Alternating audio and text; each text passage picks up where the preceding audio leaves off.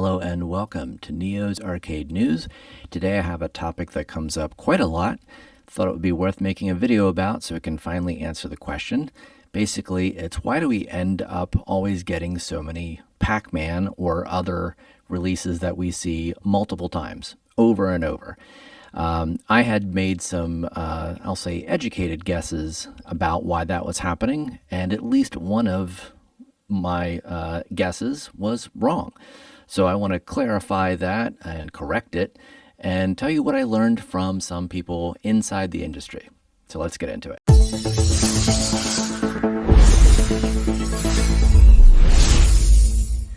Okay, so basically we know this topic comes up a lot, and I actually saw it come up recently, so it kind of made me think it's worth doing a video about. This is a post on one of the Facebook groups about Arcade 1-Up, and I'll thank Nicholas for allowing me to share his comment, whether he knew it or not. How come Arcade 1-Up doesn't release any new games anymore? Every new cab is a different iteration of a previously released one. In the beginning, they used to have so many new games every year. I remember everyone would speculate on which game was coming out, like Daytona USA. Boy, those were the days, weren't they? Yeah. That was a lot of fun back then, and now it's just one Pac-Man release after another. In fact, it's so many Pac-Man releases that I kind of decided, well, maybe I should research exactly how many Pac-Man releases there are. So I took it upon myself to do just that. And here is what I found. So far, I've got about 52 different versions of Pac-Man from Arcade 1-Up. And yeah, they don't seem to be slowing down anytime soon. So what do we do about that? Well, we could certainly keep complaining, and maybe that's actually part of the equation, but I figured there has to be more to this, right? I mean, it can't just all be, the fact that we're not saying enough. Get it? So I went to an industry source, someone who has lived this world for a while and knows what it takes, and I asked the person, what is it? Why do we keep getting the same things over and over? So let's just settle this once and for all. Who actually decides what Arcade 1-Up makes? Is it the license holders, the fans, the Illuminati? No, it's another group. And it's not really that big of a surprise. So let me explain how it really works, at least from what I understand. Basically, a company like Arcade 1-Up will pitch a product.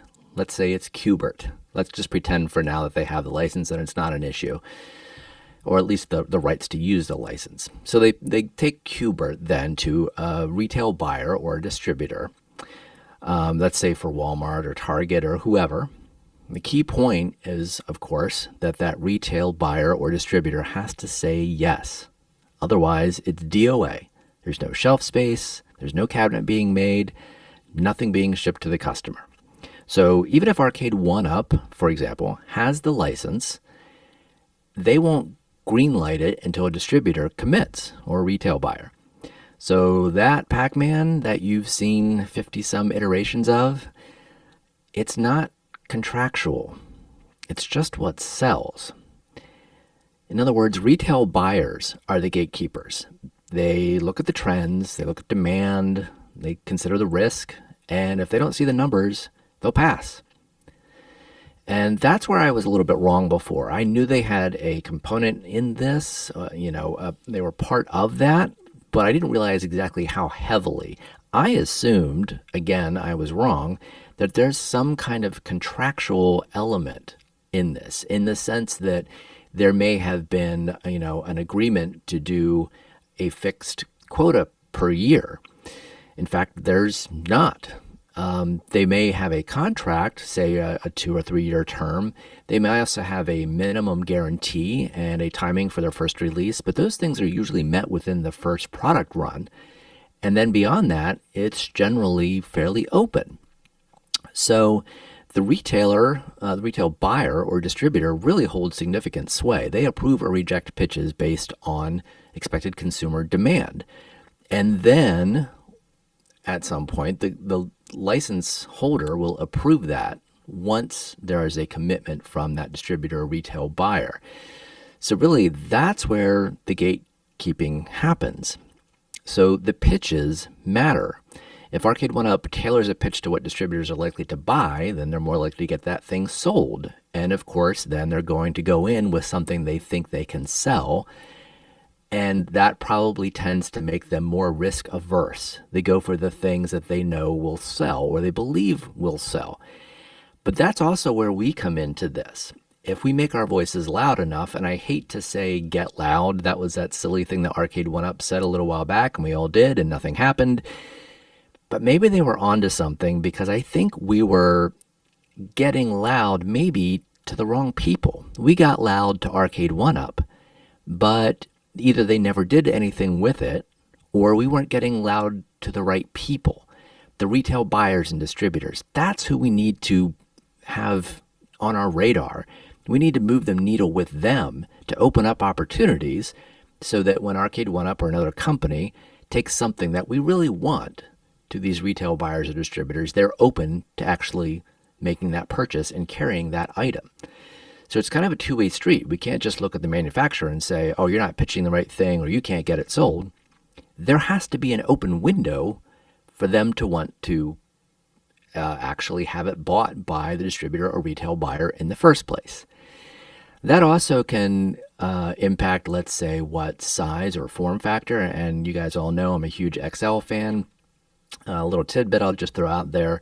XL or Supreme size cabinets are actually much more profitable per cabinet, at least, than the smaller sizes. So why aren't we seeing more of those? That's probably a whole other video, but that's all part of this. So here again, I just want to emphasize that we have a role in this. Fans actually can influence what gets made. Buzz, pre-orders, mock-ups, all these things, they shape distributor perception. So if we want a Qbert, yes, we have to make noise. We have to rally the troops. We have to maybe tag the buyers in our social media, get them kind of involved. Who are they?